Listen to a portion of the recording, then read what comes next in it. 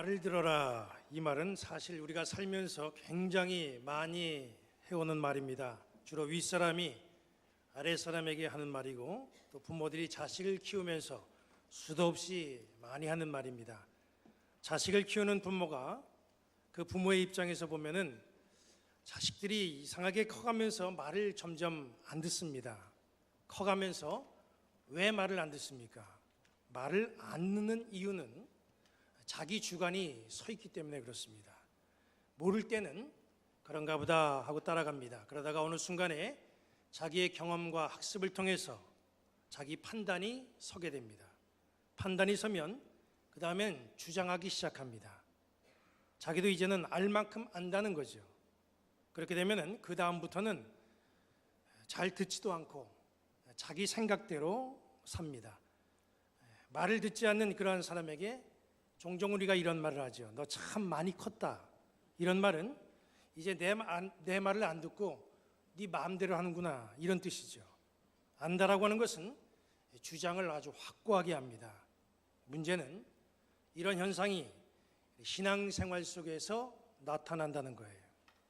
신앙생활을 오래 하면 할수록, 신앙에 대해서 알아가면 알아갈수록 겸손과 순종이 깊어가야 되는데, 이 반대로 판단과 주장의 영역이 커져가게 됩니다. 사탄이 아담과 하와에게 선악을 알게 하는 열매를 먹으라고 유혹했죠. 창세기 3장 5절은 이렇게 말씀하고 있습니다. 너희가 그것을 먹는 날에는 너희 눈이 밝아져 하나님과 같이 되어서 선악을 알 줄 하나님이 아심이니라. 선악과를 먹으면 눈이 밝아져서 선악을 알게 된다, 그렇게 유혹을 합니다. 사탄의 유혹 속에는 중요한 포인트가 있는데, 그게 뭐냐면 알게 된다는 거예요. 알게 되면 그 다음부터는 순순히 순종하지 않습니다. 알게 되면 내가 판단하지, 남이 판단해 주는 거 기대하지도 않고 원하지도 않습니다. 물건을 살 때 그 물건에 대한 상식이 있으면 내가 직접 고르고 사지요. 어떤 일을 추진할 때 내가 그 분야에 대해서 지식이 있으면 내가 직접 나섭니다. 그런데 내가 물건에 대해서도 잘 알지 못하고 그 일에 대한 상식도 없으면 자문을 구하고 맡기고 그저 나는 남이 하자는 대로 따라갈 수밖에 없습니다. 사탄이 왜 알게 하도록 유혹을 합니까? 알게 되면 그 다음부터는 하나님 앞에 순종하지 않거든요. 아담과 하와가 눈이 밝아져서 선악을 알게 되면 그때부터는 하나님의 지시대로 살아가는 게 아니라 자기들의 판단대로 행동하고 살아간다, 그런 말씀이에요. 이게 바로 사탄의 전략입니다. 아담과 하와를 불순종의 사람으로 만들기 위해서 알게 하는 거예요. 이런 문제는 아담과 하와, 그리고 말 안 듣는 그런 자식들, 여기에만 나타나는 현상이 아닙니다. 오늘 본문에서도 바로 그와 같은 모습을 찾아볼 수가 있습니다. 베드로와 야고보와 요한이 예수님을 따라서 높은 산에 올라갑니다. 그리고 산에서 대단히 신기한 광경을 목격합니다. 어떤 모습인지 그 모습이 본문 2절, 3절에 나옵니다. 엿새 후에 예수께서 베드로와 야고보와 요한을 들이시고 따로 높은 산에 올라가셨더니 그들 앞에서 변형되사 그 옷이 광채가 나며 세상에서 빨래하는 자가 그렇게 희귀할 수 없을 만큼 아주 매우 희어졌더라. 산 위에서 예수님의 모습이 변형이 됐습니다. 예수님의 입으신 그 옷이 광채가 납니다. 세상의 방법으로 희귀할 수 없을 정도로 아주 그 옷이 하얗게 됐어요. 거기다가 말로만 듣던 그 전설적인 인물들, 모세와 엘리야가 거기에 나타나 있는 거예요. 베드로, 야고보, 요한은 지금까지 보지 못한 광경을 산 위에서 보고 있습니다. 상상할 수 없는 광경을 지금 산에서 경험하고 있어요. 그 신비한 광경을 목격한 베드로가 무슨 말을 합니까? 여기 본문 5절을 보세요. 베드로가 예수께 고하되 랍비여, 우리가 여기 있는 것이 좋사오니 우리가 초막 셋을 짓되 하나는 주를 위하여, 하나는 모세를 위하여, 하나는 엘리야를 위하여 하사이다. 베드로가 예수께 고하되 랍비여, 우리가 여기 있는 것이 좋사오니, 원문 직역으로 말하면 랍비여, 우리가 여기 있는 것이 좋습니다, 이런 말이에요. 제가 볼 때는 여기 있는 게, 여기서 사는 게 괜찮을 것 같은데 여기서 지내는 게 어떻습니까? 이런 의견을 내는 말이 아니라는 거죠. 베드로가 한 말은 여기 있는 것이 좋다라고 하는 결정을 내리고 주님 앞에 말씀을 하는 거예요. 예수님은 어떤 생각을 가졌는지 이 베드로에게 있어서는 알 바 아닙니다. 높은 산 위에서 지금까지 경험하지 못한 아주 신비한 것을 경험한 이 베드로는 자기의 자세, 태도가 이제 달라지는 거예요. 주장하는 자세로 바뀌는 거예요. 신비로운 광경, 이거 하나 봤다고 해가지고 이제부터 자기의 생각이 앞서가기 시작합니다. 우리가 신앙생활하면서 조심해야 될 게 뭐냐 하면 알아갈 때입니다. 우리는 신앙생활하면서 몰랐던 것을 하나하나 알아가잖아요. 모를 때에는 그런가 보다 하고 순종 잘합니다. 그런데 하나 둘씩 알게 되면은 순종은 점점점 사라지고 주장은 점점점 강해집니다. 왜냐하면 이제는 나도 안다 이런 생각 때문이죠. 이상하게 은혜를 받으면 받을수록 겸손하고 순종하는 그런 신앙인이 되어야 되는데 이게 반대로 주장이 강해지고 판단이 앞서게 됩니다. 그 이유는 나도 안다 이런 생각 때문이에요.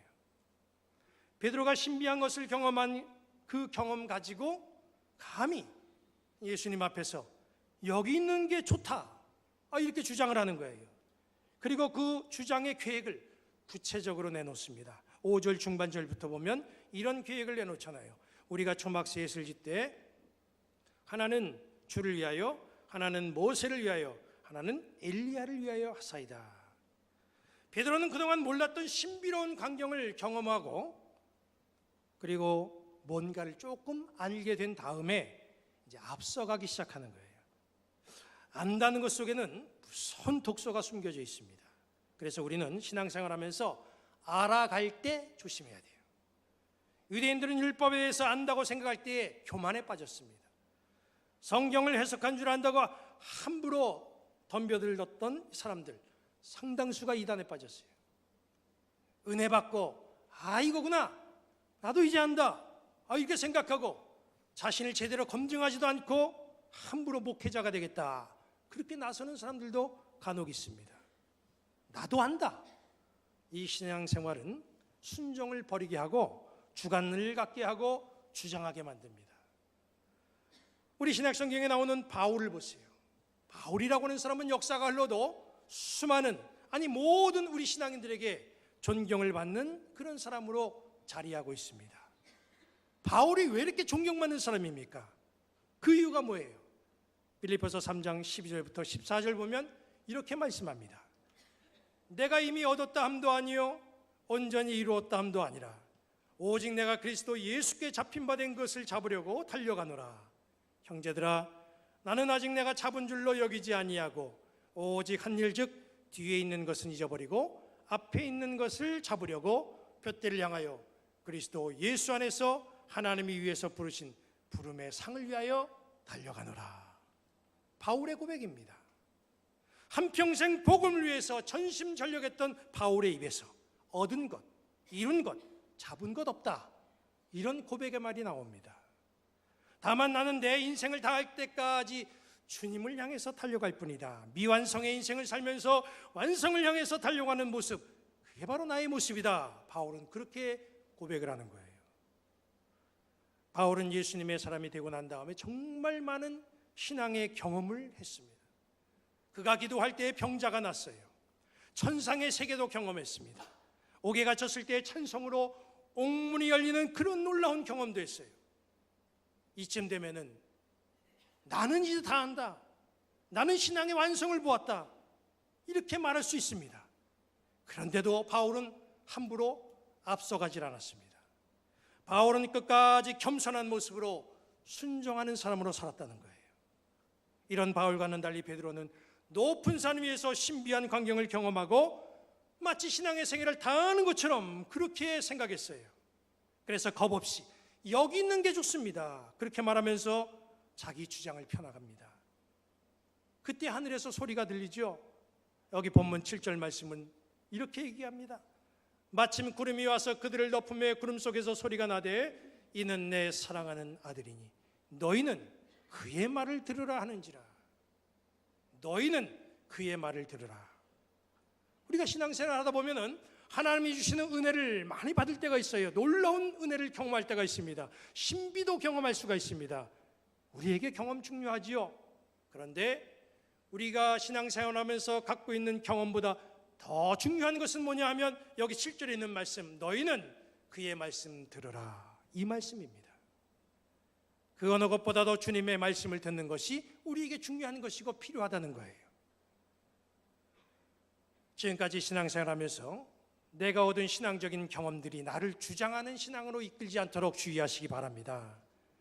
오늘 우리에게 주시는 이 말씀이 어찌 평신도들에게만 주시는 말씀이겠습니까? 말씀을 전하고 목회하는 저와 또 우리 목회자들이 제일 먼저 들어야 될 음성인 줄로 압니다. 주님의 말씀 듣지 않고 자기의 생각과 자기의 방침이 주님의 뜻인 것처럼 목회하는 그런 모습이 아닌지 저부터도 말씀을 준비하면서 깊이 생각해 봤습니다. 오늘은 우리 기독교 대한감리회가 평신도 주일로 지킵니다. 나의 신앙이 말씀을 듣는 그런 신앙이 아니라 주장하는 신앙이 아닌지 내 모습을 돌아보시기 바랍니다. 내가 경험한 신앙 경험에 우리가 너무 자만하지 말고 우리는 끝까지 주님의 말씀에 귀를 기울이며 사는 그런 지혜로운 성도가 되시기를 바랍니다. 오늘 그리고 이 한 주간 우리 주님께서 나에게 무슨 말씀을 주시는지 영적으로 귀를 기울이시고 우리 주님이 주시는 그 말씀을 행동으로 반응하는 그런 성숙한 신앙들 되시기를 우리 주님의 이름으로 간절히 축원합니다.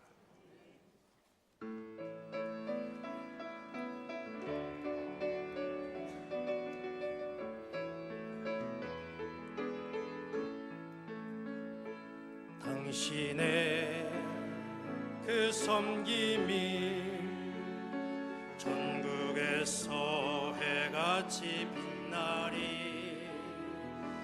당신의 그 겸손이 전국에서 해같이 빛나리.